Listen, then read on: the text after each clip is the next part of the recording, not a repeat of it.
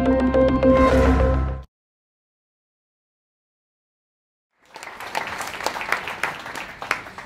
afternoon.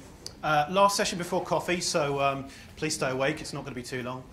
Some of you might know our business for our meeting room and desk booking technologies. That's not what we're here to talk about today. You may not be aware that for the last 2 years we've been measuring people's offices, measuring their utilisation and occupancy using technology. So we thought it might be interesting to share some of our findings, some interesting facts and figures, and some case studies on what some of our customers have done. So.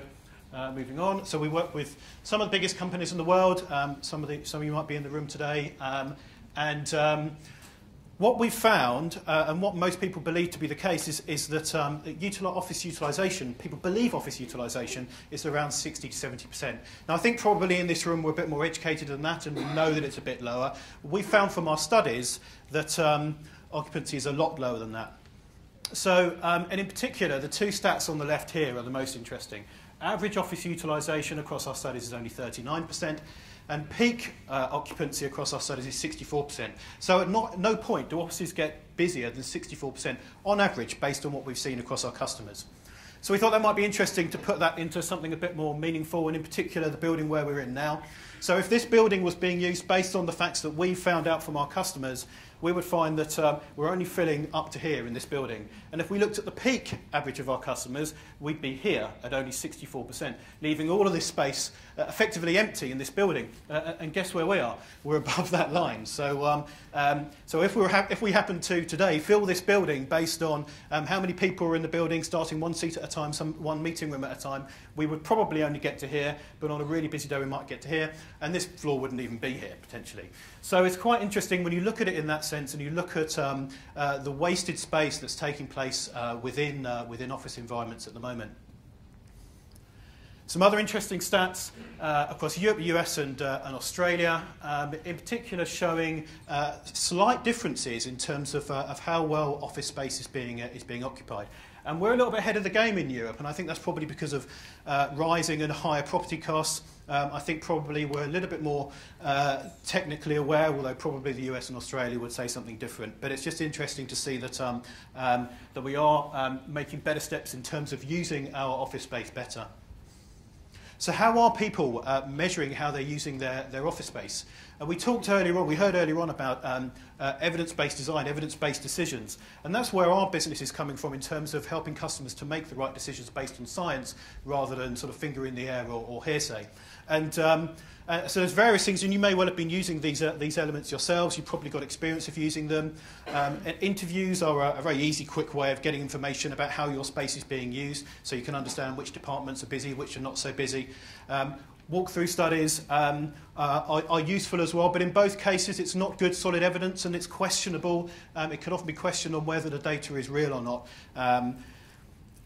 I spoke to a few people today actually that told me that they're doing, are using their security systems to know how many people are in the building. And in terms of a study, in terms of understanding how you're using their space, yes, it does tell you how many people are in the building, but it doesn't tell you where they are. So it's sometimes an easy thing to do, but the data's not that great in terms of it's not really going to help you make those decisions.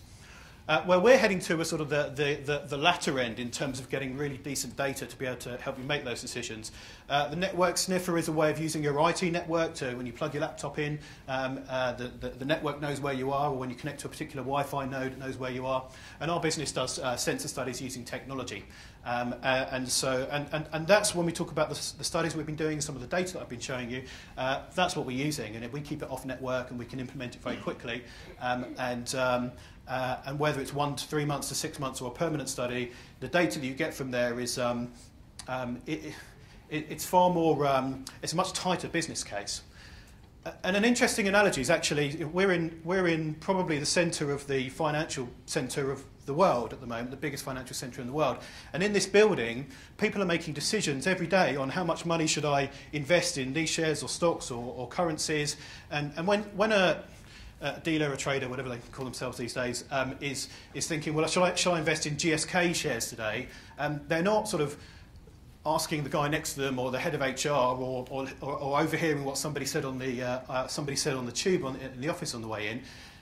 they're taking in data. They've got 6, 9, 12 screens in front of them. They're looking at the latest news, the latest economic figures. They're looking at historic trends, and they're making decisions based on evidence. And we look at things exactly the same way. If you're making a 5 million, 10 million pound investment in property for the next 10 years, don't base it on information that is in many cases subjective.